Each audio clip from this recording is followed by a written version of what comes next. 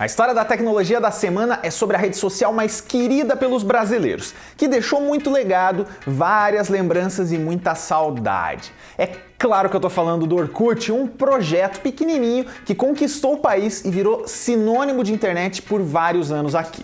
Nós vamos contar a origem, o auge, a queda e relembrar muita coisa. Mas antes eu vou pedir para você se inscrever no canal do Tecmundo se você não é um inscrito, dá joinha no vídeo porque a pesquisa tá bem legal e também toca no sininho porque aí toda vez que o canal do Tecmundo mandar um vídeo, você recebe a notificação, beleza? Então vamos lá para a história do Orkut. A história não podia começar de outro jeito senão com Orkut Buyukokten. Ele nasceu na Turquia em 1975, chegou a morar na Alemanha quando criança e começou a programar em Basic ainda jovem. Ele se formou como engenheiro na sua terra natal e conquistou um PhD em ciência da computação em Stanford. Lá já dava pra ver que a paixão dele era redes sociais. A primeira nasceu em 2001, a Club Nexus, e era para estudantes. Eles podiam trocar convites, conversar, vender, comprar coisas, postar conteúdos, tá meio familiar, né? Foram 2.000 usuários cadastrados. Nessa época, redes sociais estavam engatinhando e pioneiros tipo o MySpace e o Friendster nem existiam ainda. Aí o Orkut criou uma segunda rede social, a InCircle. Ela também seria usada em Stanford e se baseava em discussões e interesses em comum. O Orkut funda então uma empresa para administrar todos esses projetos, a Affinity Engines. Ele só sai de lá em 2002, quando recebe duas propostas de trabalho. A Microsoft para trabalhar na divisão mobile e a Google. A segunda tinha aquela cara de startup, o campus ficava perto de Stanford e ele topou. Lá ele começou como desenvolvedor front-end em projetos internos. Só que aos poucos ele começou a planejar sua terceira rede social usando um programinha bem interessante da Google, o dos 20%. Essa filosofia diz que você pode usar 20% do seu expediente para trabalhar em um projeto paralelo que o funcionário quisesse, mas que tivesse alguma relação com a Google. Assim nasceu o Google Maps, o AdSense, o Gmail e o Orkut. O CEO da época, Eric Schmidt, e a Marissa Mayer, que depois foi para o Yahoo e era diretora de produtos na época, ajudou o Orkut na concepção do site, incluindo a escolha do nome. Aí os 20% vira mais tempo, a equipe passa a ajudar na busca por bugs e o projeto fica pronto em 24 de janeiro de 2004. O Orkut tinha tons de azul e roxo, uma página relativamente leve e só o que o seu criador considerava o essencial. Você podia adicionar amigos e enviar recados pessoais em forma de scraps no mural, depoimentos que eram como se fossem homenagens, dizer que era fã de alguém e classificar os seus amigos em cool, sexy e confiável. Cada pessoa ainda tinha uma descrição, que era o quem sou eu. E tinha também aquele pensamento reflexivo, meio brega, lembra? A sorte do dia.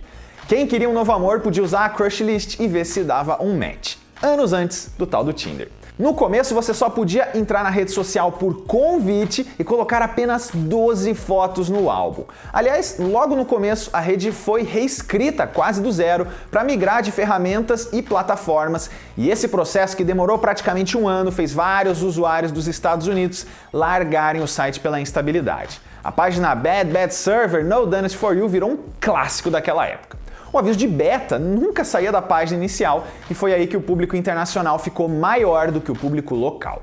No segundo semestre de 2004, o Brasil já tinha 700 mil cadastrados lá, o que era 51% do público. Mas os domínios do Orkut aqui e na Índia, que é o segundo país, só vieram em 2005.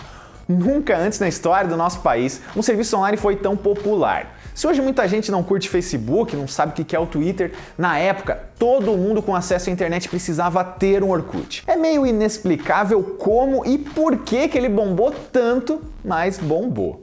Muito famoso, até adicionava todo mundo e como o limite de amizades era bem baixo, tinha que criar perfis 2 e 3 para gerenciar a galera. O Léo Jaime era uma dessas celebridades que bombavam por lá. E claro que você deve lembrar, pelo menos, do refrão dessa música. Eu vou te deletar, te excluir do meu Orkut. Eu vou te bloquear no MSN. Não me mande mais scraps nem e-mail, PowerPoint. Ele também virou tema de reportagens de TV e quase sempre os jornalistas não faziam muito bem ideia do que estavam falando. E você sabe o que é Orkut? Eu não sei. Tá parecendo com iogurte, um refrigerante novo. É a nova mania na internet, um site em que só entram amigos. Depois de convidado, o novo integrante preenche um perfil com dados pessoais e preferências pouco convencionais. Você gosta de bichos de estimação? O professor Weber, por exemplo, respondeu que lugar de bicho é no zoológico. Quantos amigos você tem na internet? E quantos você tem na vida real? Faça as contas. Quantos amigos você fez nos últimos 3 meses? 81. 52. 450. Calma, gente. Eles não fazem parte do seleto grupo de ricos e famosos. Foram contaminados por uma praga que surgiu na internet, o Orkut.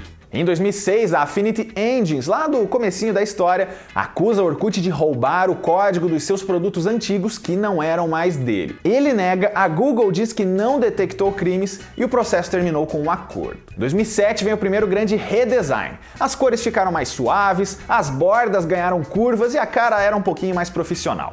E o Orkut em pessoa veio para o Brasil para uma série de eventos. Ele participou de palestras em universidades, conversou com estudantes e visitou pontos turísticos que têm fotos sensacionais. Já em 2008, o Orkut, a pessoa, sai da equipe do Orkut, o produto, e vira Product Manager da Google e passa a trabalhar em outros projetos da empresa.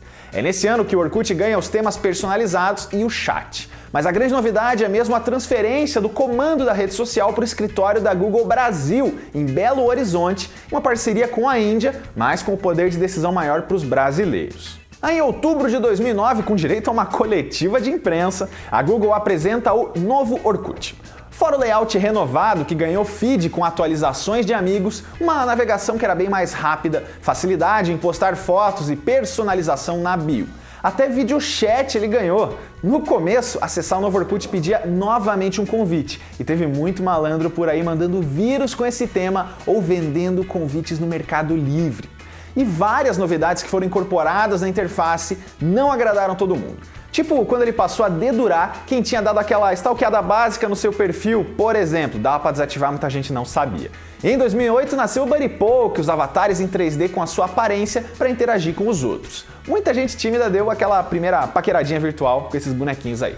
E em 2009 foi a vez do jogo Colheita Feliz virar uma febre entre pessoas de todas as idades. E o Orkut ainda ganhou um app para Android e iOS. No auge, o Orkut chegou a ter um total de 300 milhões de pessoas cadastradas e foi o terceiro site mais acessado do país. A terceira grande mudança veio em 2011, com um novo logotipo e uma leve mudança visual. Mas o auge do Orkut já tinha passado e em agosto de 2011, segundo o Ibope Nielsen, o Facebook virou a maior rede social do Brasil depois de 7 anos de hegemonia. Eu lembro bem que fui eu que escrevi a notícia com muita dor no coração. Os motivos eram vários. O Orkut estava meio abandonado em desenvolvimento e investimentos, o Facebook cresceu em divulgação e rolava até um preconceito por causa da inclusão digital e a criação do termo orkutização para falar de tudo que ficou popular demais.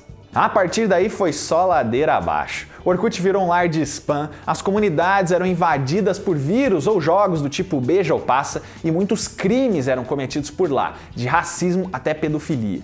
Em 2006, o Orkut ficou pertinho de ser proibido no país pela justiça, mas nada aconteceu.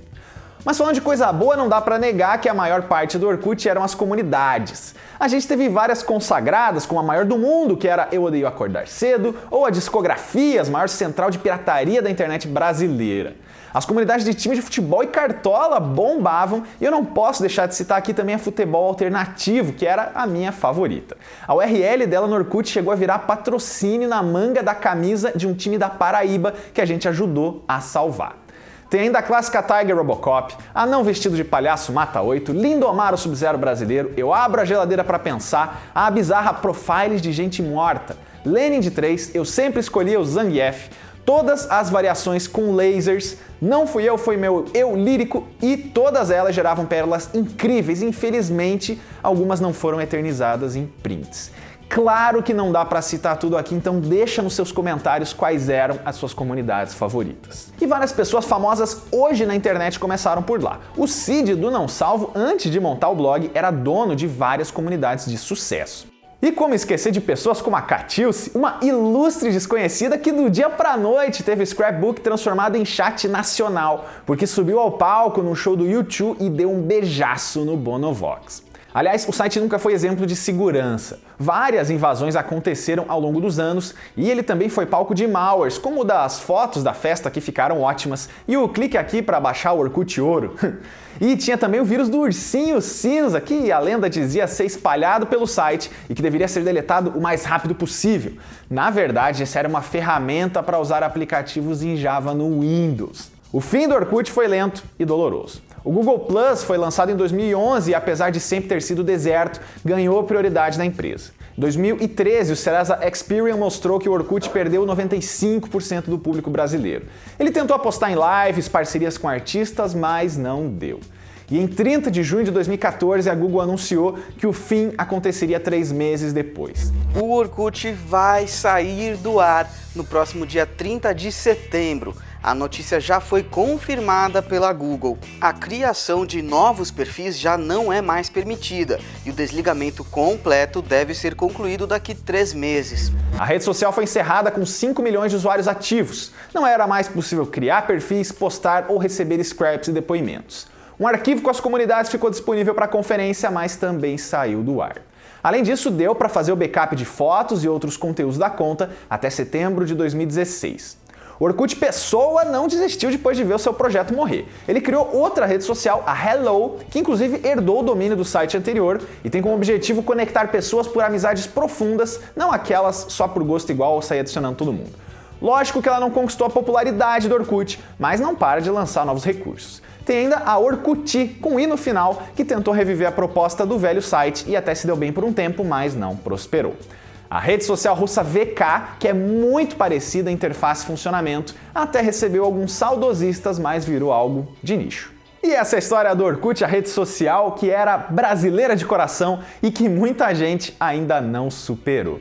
Se você quiser ver a história de uma empresa, de um produto ou de um serviço contado aqui no canal, é só deixar sua sugestão aqui nos comentários. Eu vou pedir de novo para você se inscrever no canal do Tecmundo, dar um joinha e tocar no sininho. As referências que eu usei na pesquisa estão todas lá no artigo no Tecmundo. E olha, esse aqui é um resumo, então o que eu não citei, ajuda aí, contribui nos comentários. Até a próxima!